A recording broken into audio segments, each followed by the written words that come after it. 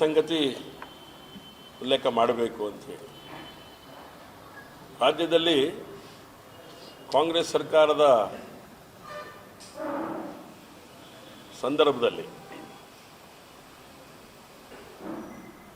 KSRTC ಅವರು strike ಅನ್ನು ಮಾಡ್ತಾ ಇದ್ದಾರೆ. KSRTC ಅವರು ಸ್ಟ್ರೈಕ್ ಮಾಡ್ತಾ ಇರುವಂತ ಈ ಸಂದರ್ಭದಲ್ಲಿ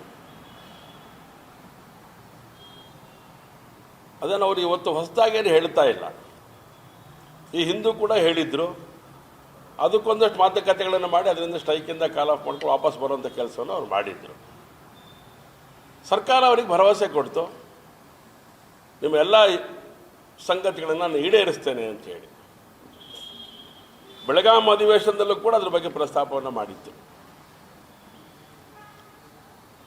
ಆದರೆ ಅವತ್ತಿಂದ ಇವತ್ತಿನವರೆಗೂ ಕೂಡ KSRTCಗೆ ಸಂಬಂಧಪಟ್ಟಂಥ ಸಮಸ್ಯೆಗಳ ಬಗ್ಗೆ, ನೌಕರರಿಗೆ ಸಂಬಂಧಪಟ್ಟಂಥ ಸಮಸ್ಯೆಗಳ ಬಗ್ಗೆ ಒಂದೇ ಒಂದು ಸಂಗತಿನ ಚರ್ಚೆ ಮಾಡದೇ ಇರೋ ರೀತಿಯೊಳಗಡೆ, ಚಿಂತನೆ ಮಾಡದೇ ಇರೋ ರೀತಿಯೊಳಗಡೆ ಸಭೆ ನಡೆಸಿ ಅವ್ರ ಬಗ್ಗೆ ಯಾವುದೇ ರೀತಿಯ ನಿರ್ಣಯಗಳನ್ನು ಮಾಡದೇ ಇರೋಂಥ ಸ್ಥಿತಿಯಲ್ಲಿ ಕಾಂಗ್ರೆಸ್ ಸರ್ಕಾರ ಇತ್ತು, ಸಿದ್ದರಾಮಯ್ಯನವರ ನೇತೃತ್ವದ ಸರ್ಕಾರ.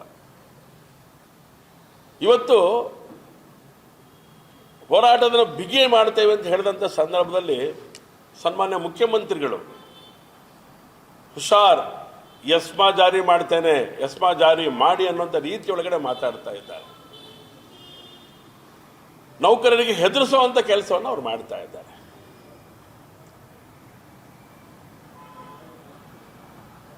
ಯಾಕೆ ಈ ಸಂಗತಿಗಳು ನೆನಪಾಗತ್ತೆ ಅಂತ ಹೇಳಿದ್ರೆ, ಈ ಹಿಂದೂ ಕೂಡ ಭಾರತೀಯ ಜನತಾ ಪಾರ್ಟಿ ನೇತೃತ್ವದ ಯಡಿಯೂರಪ್ಪನವರ ಸರ್ಕಾರ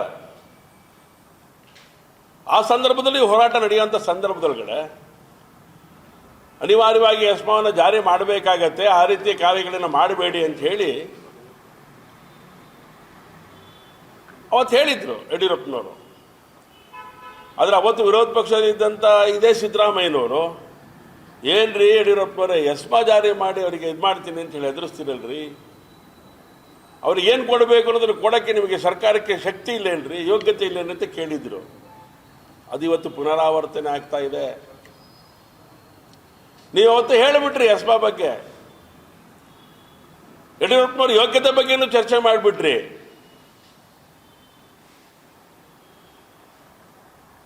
ಆದರೆ ಇವತ್ತು ಮುಖ್ಯಮಂತ್ರಿಗಳು ಎಸ್ಮಾ ಜಾರಿಯ ಬಗ್ಗೆ ಇವತ್ತು ಚರ್ಚೆ ಮಾಡಿ ಆ ಕಾರ್ಮಿಕರಿಗೆ, ನೌಕರರಿಗೆ ಆ ಹೋರಾಟವನ್ನು ಸದೆಬಡಿಯುವಂಥ ಕೆಲಸಕ್ಕೆ ಕೈ ಹಾಕಿದ್ದಾರೆ.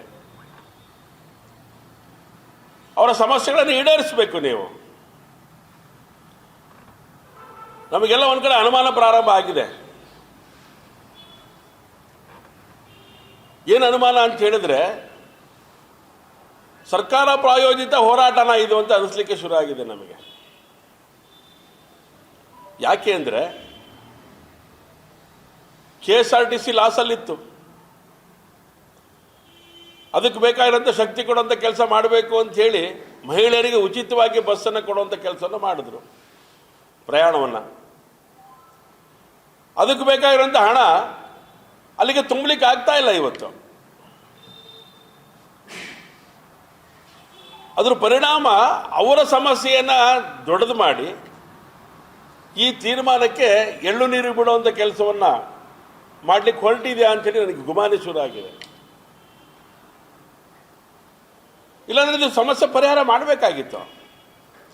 ಅವ್ರಿಗೆ ಕೊಡಬೇಕಾಗಿರೋಂಥ ಹಣವನ್ನು ಕೊಡಬೇಕು. 800 ಕೋಟಿ ಕೊಡ್ತೀನಿ ಅಂತ ಏನೋ ಪ್ರಾಮಿಸ್ ಮಾಡ್ತಾ ಇದ್ದೀರಿ, ಉಳಿದಿದ್ದು ಯಾಕೆ ಕೊಡೋದಿಲ್ಲ?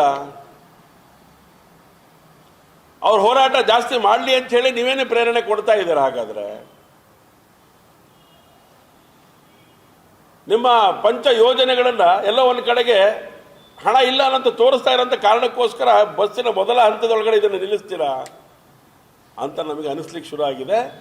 ಹಾಗಾಗಿ ನ್ಯಾಯಯುತವಾದಂಥ ಬೇಡಿಕೆಗಳನ್ನು ಈಡೇರಿಸುವಂಥ ಕೆಲಸವನ್ನು ಮಾನ್ಯ ಮುಖ್ಯಮಂತ್ರಿಗಳು ಮಾಡಬೇಕು ಅಂತೇಳಿ ನಾನು ಆಗ್ರಹವನ್ನು, ನಾನು ವಿನಂತಿಯನ್ನು ನಾನು ಮಾಡ್ತೇನೆ. ಎಸ್ ಸರ್, ಮುಂದಿನ ದಿನಗಳಲ್ಲಿ ಇನ್ ಡೀಟೇಲ್ ನಾನು ಹೇಳ್ತೇನೆ. ಕರ್ನಾಟಕ, ಮೈಸೂರು ಪ್ರಾಂತದ ಹೆಸರನ್ನು ತೆಗೆದು ಕರ್ನಾಟಕ ಅಂತ ನಾವು ಇಟ್ಟುಬಿಟ್ಟಿದ್ದೇವೆ. ದೇವರಾಜ ಅರಸು ಇದ್ದಿದ್ದಕ್ಕೋಸ್ಕರ ಕರ್ನಾಟಕದ ಹೆಸರು ಬಂತು ಅಂತೇಳಿ ನಾನಂತೂ ಅಂದ್ಕೊಂಡಿದ್ದೇನೆ. ಅಕಸ್ಮಾತ್ ಅವತ್ತು ಇವರೇನಾರು ಇದ್ದಿದ್ರೆ ಟಿಪ್ಪು ಸಾಮ್ರಾಜ್ಯ ಅಂತೇಳಿ ಇಟ್ಬಿಡ್ತಿದ್ರ ಅಂತೇಳಿ ಅನಿಸ್ಲಿಕ್ಕೆ ಪ್ರಾರಂಭ ಆಗಿದೆ ನನಗೆ.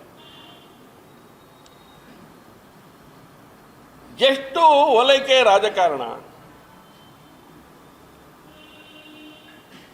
ಟಿಪ್ಪುವನ್ನ ವೈಭವೀಕರಿಸುವಂತ ಕೆಲಸ, ನರಮೇಧಗಳನ್ನು ಮಾಡಿದಂತಹ, ಮತಾಂತರಗಳನ್ನು ಮಾಡಿದಂತಹ, ಅತ್ಯಾಚಾರಗಳನ್ನು ಮಾಡಿದಂತಹ ಅವನ ಹೆಸರನ್ನ ಹೇಳದೆ ಹೋದ್ರೆ ಇವರಿಗೆ ತಿಂದಿದ್ದನ್ನ ಜೀರ್ಣನೆ ಆಗದೆ ಇರುವಂತ ರೀತಿ ಒಳಗಡೆ ಕಾಂಗ್ರೆಸ್ಸಿನ ವರ್ತನೆ ಇದೆ ಅಂತ ಹೇಳಿದ್ರೆ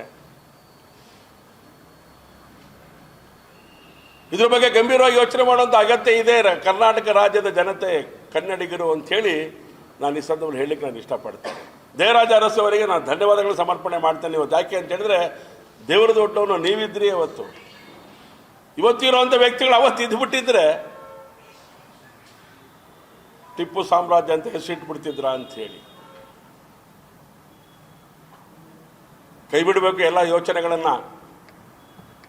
ಮನಸ್ಸಿಗೆ ಬಂದಾಗಿ ಎಗ್ಗಿಲ್ಲದಂತೆ ಮಾತಾಡುವಂಥ ಪ್ರವೃತ್ತಿ ಏನಿದೆ ಕಾಂಗ್ರೆಸ್ಸಿನ ನಾಯಕತ್ವದ್ದು, ಅದು ಬಿಡಬೇಕು ಅಂತೇಳಿ ಆಗ್ರಹವನ್ನು ನಾನು ಮಾಡ್ತೇನೆ. ಧನ್ಯವಾದ.